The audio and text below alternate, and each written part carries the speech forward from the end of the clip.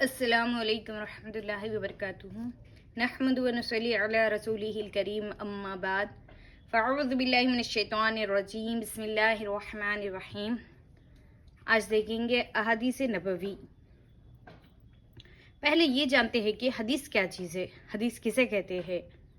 حدیث یعنی حضرت محمد مصطفیٰ صلی اللہ علیہ وسلم کا فرمان کو حدیث کہتے ہیں، یعنی آپ صلی اللہ علیہ وسلم کا فرمان یہ تین باتیں تین طریقے پر ہوتی تھی جن کو حدیث کہتے ہیں، مگر ان کے نام الگ الگ ہے، جیسے کہ حدیث قولی، حدیث فعلی، حدیث تقریری۔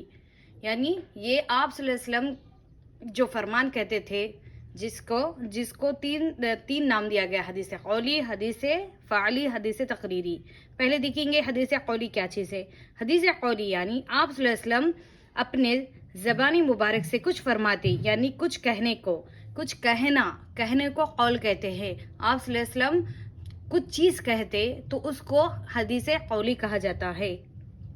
دوسرا چیز ہے حدیث فعلی، کبھی کبھی آپ صلی اللہ علیہ وسلم خود کچھ کرتے، یعنی خود کچھ کر کے دکھلاتے اور لوگوں کو سکھلاتے، اس کو حدیث فعلی کہتے ہیں، یعنی اپنے ہاتھ اور پیر سے کچھ کرنا اور لوگوں کو سکھانا، اس کو حدیث فعلی کہتے ہیں۔ تیسرا ہے حدیث تقریری، کبھی ایسا ہوتا تھا کہ آپ صلی اللہ علیہ وسلم کے سامنے کوئی صحابہ کوئی کام کرتے تھے اور آپ صلی اللہ علیہ وسلم ان کو دیکھتے اور منع نہیں کرتے، یعنی یہ مقرر ہو جاتا تھا کہ صحابہ کا یہ کام صحیح ہے، کیونکہ اگر غلط ہوتا تو آپ صلی اللہ علیہ وسلم ضرور انہیں منع کرتے تھے۔ تو یہ ہو گئے ان تین حدیثوں کے نام۔ یہ تینوں بھی حدیثیں ہیں لیکن ان کو الگ الگ نام دیا گیا ہے۔ اس کو حدیث تقریری کہتے ہیں، اس کو کہتے ہیں حدیث۔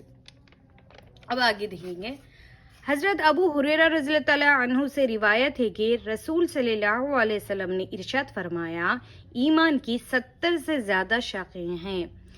یہاں پہ مان لیجئے کہ ایمان کو درخت سے ترجیح دی گئی ہے، یعنی ایمان ایک درخت ہے جس کے 70 سے زیادہ شاخیں ہیں، شاخیں یعنی برانچز ہے۔ اس میں سب سے افضل شاخ لا الہ الا اللہ کا کہنا ہے۔ اس میں سب سے جو افضل شاخ ہے، ایمان کی شاخوں میں سے جو افضل شاخ ہے وہ ہے لا الہ الا اللہ۔ اس کے معنی ہیں اللہ کے سوا کوئی معبود نہیں۔ یہاں پہ دیکھیے، اللہ کے سوا کوئی معبود نہیں، یہ ہمارے ہونٹوں سے کہہ دینا کافی نہیں ہے۔ یہاں پہ غور کیجئے کہ یہ الفاظ کیا ہے۔ اللہ کے سوا کوئی عبادت کے لائق نہیں ہے، اللہ ہی ہے جس کی ہمیں عبادت کرنی چاہیے۔ اس کو صرف اپنے ہونٹوں سے کہہ دینا نہیں بلکہ اس پر عمل کرنا بھی ضروری ہے۔ کیسے عمل کرے؟ ہم صرف اللہ ہی کی عبادت کرنا ہے، یعنی غیر اللہ کی ہمیں عبادت نہیں کرنی ہے۔ جیسے کہ کئی لوگ جاتے ہیں، جیسے کہ ولیوں کے ذریعے ہم دعائیں کریں گے یا پھر ہم پیروں کے پاس جائیں گے، یہ سب چیزیں غلط ہے۔ ہمیں صرف اللہ ہی سے ہمیں مانگنا ہے اور ڈائریکٹ مانگنا ہے اللہ سے، ان کے ذریعے نہیں۔ یہ اس پر کہہ دینا کافی نہیں ہے کہ اللہ ایک ہے، اللہ ہی معبود ہے، یہ کہہ دینا کافی نہیں ہے، بلکہ اس پہ عمل کرنا بھی ہمارے لیے اتنی ہی ضروری ہے جتنا اس کو کہنا ہے۔ اللہ تعالیٰ ہر گناہ کو معاف کر دیتا ہے، یعنی ہر شخص کو معاف کر دیتا ہے جو کتنا بڑا بھی گناہ کرو، لیکن شرک کرنے والے کو معاف نہیں کرتا۔ اللہ شرک کرنے والے کو کبھی بھی معاف نہیں کرتا ہے، اس لیے منہ سے لا الہ الا اللہ کہہ دینا کافی نہیں ہے بلکہ اس پر عمل بھی کرنا ہمارے لیے اتنا ہی ضروری ہے۔ اس کلمے کے بغیر ایمان مکمل ہی نہیں ہوتا، کیونکہ اس کے ساتھ ہی ہمارا ایمان جڑا ہے۔ اس کے الفاظ پر غور کیجئے کہ اللہ کے سوا کوئی معبود نہیں، اس کے بغیر ہمارا ایمان مکمل نہیں ہوتا ہے۔ اس لیے اس کی ایمان کی شاخوں میں سب سے افضل درجہ دیا گیا ہے، اس لیے اس کو ایمان کی شاخوں میں سب سے افضل شاخ یہی ہے، لا الہ الا اللہ کا کہنا۔ یہ ہماری زندگی میں چلتے پھرتے ذکر کرنا ہے ہمیں، جیسے کہ کچھ کام کر رہے ہیں، گھر کی عورتیں ہم کام کرتے ہیں نا، چلتے پھرتے اس کا ذکر زیادہ سے زیادہ کریں، کیونکہ اللہ تعالیٰ کو ذکر الہی سے بہت خوشی ہوتی ہے۔ تو ہم بھی ہماری زندگی میں یہ کوشش کرنا چاہیے کہ ہم چلتے پھرتے ذکر الہی کرتے رہیں، تاکہ ہمارا اس ہی ایمان تازہ ہوتا ہے۔ جتنا ہم ذکر الہی کرتے ہیں اتنا ہمارا ایمان تازہ ہوتا ہے۔ تو یہ افضل شاخ ہے، اسے معمولی نہیں، ہمارے اندر اس کا عمل بھی لانا ضروری ہے. صرف ہمیں کہنے سے کچھ نہیں ہوتا بلکہ اس کا عمل بھی لانا ضروری ہے. آگے دیکھیے، اور ادنا شاخ یعنی ہمارے ایمان کا ادنا شاخ یعنی سب سے کم درجے والا شاخ جو ہے، تکلیف دینے والی چیز کا راستے سے ہٹانا، یہ بھی ایمان کا سب سے لیسٹ والا یعنی لیسٹ برانچ جو ہے وہ ہے تکلیف دینے والی چیزوں کو راستے سے ہٹانا ہے. دیکھیے، تکلیف دہ چیز راستے سے ہٹانے سے بھی ہمیں اللہ تعالیٰ اس کا ثواب دے رہے ہیں. یعنی ہمیں اپنے آپ کو اس طرح سے بنانا ہے کہ ہم کسی کے راستے میں رکاوٹ نہیں بننا ہے، کسی کے راستہ خراب نہیں کرنا ہے. راستے میں اگر کوئی چیز ہے تو اسے ہٹا کر دور کر دینا چاہیے تاکہ اس کو آنے جانے والوں کو اس سے پرابلم نہ ہو، آنے جانے والے سے اس کو تکلیف نہ ہو. ایسا نہیں جیسے کہ بچے رہتے ہیں، گلی کے بچے جو مسکرہ پن میں راستہ خراب کر دیتے ہیں یا پتھر لا کر رکھ دیتے ہیں، یہ کانٹی دار جھاڑیاں لا کے رکھتے ہیں تاکہ آنے جانے والوں کو پرابلم ہو. تو ہمارے بچوں کو اس کی تعلیم دینا ہے کہ یہ چیز ہمارے ایمان میں نہیں ہے کہ ہم کسی کو تکلیف دیں.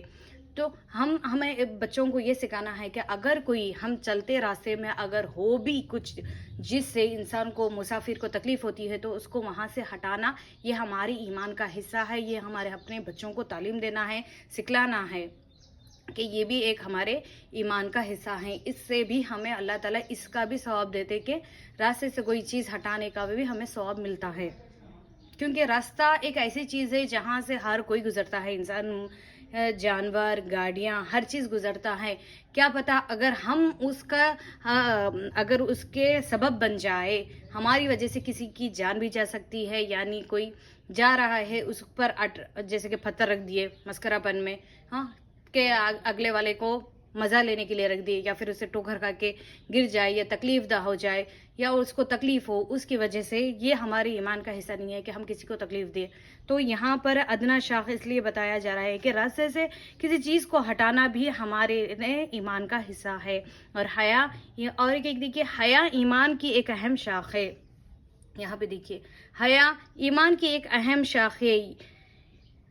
حیا اگر نہ ہو تو انسان کچھ بھی نہیں ہے. انسان میں حیا ہونا بہت ضروری ہے. حیا انسان کے اندر ایک بہت قیمتی شے ہے. جب انسان کے اندر حیا کا پردہ اتر جاتا ہے تو وہ بے حیائی میں کسی بھی حد تک جا سکتا ہے.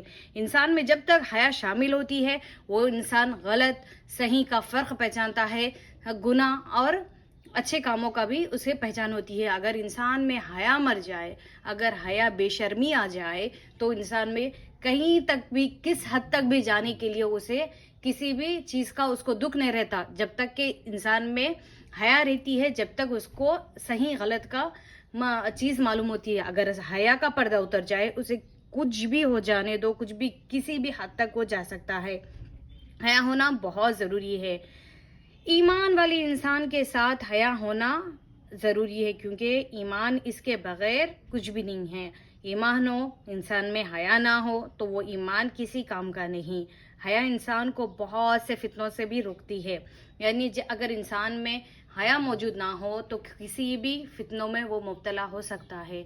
تو ضروری ہے کہ انسان میں حیا ہونا بہت ضروری ہے. وہ گناہوں سے بچاتی ہے، اس کو دور رکھتی ہے. اگر انسان میں بے شرمی بھری ہو تو کسی بھی مجلس میں بیٹھو، چاہے وہ مجلس کس طریقے کی ہو، یا گندی ہو مجلس یا اچھی ہے، اچھے لوگوں کے بیچ میں بیٹھنا یا نہیں بیٹھنا، یا خراب لوگوں کے بیچ میں بیٹھنا یا نہیں بیٹھنا، یہ ہماری حیا روکتی ہے. اگر انسان میں حیا نہ ہو تو وہ برے کاموں میں مبتلا ہونے میں مجبور ہو جاتا ہے. اس لیے انسان میں ایمان کے ساتھ حیا ہونا بھی ضروری ہے. ہمارے یہاں سوچتے کہ حیا یعنی لباس، زیادہ ہمارا ذہن وہیں جاتا ہے کہ حیا یعنی لباس.